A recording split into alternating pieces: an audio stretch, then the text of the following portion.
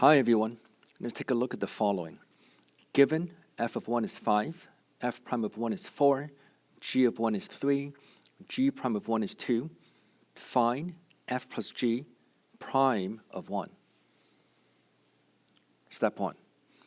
The derivative of the sum is the sum of the derivative. So when you write down f plus g prime, that's equal to f prime plus g prime.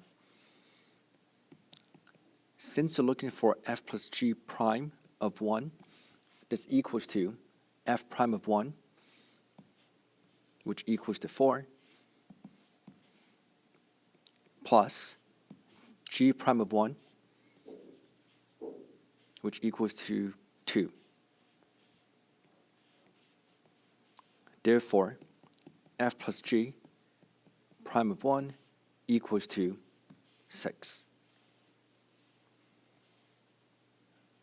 I hope this makes sense.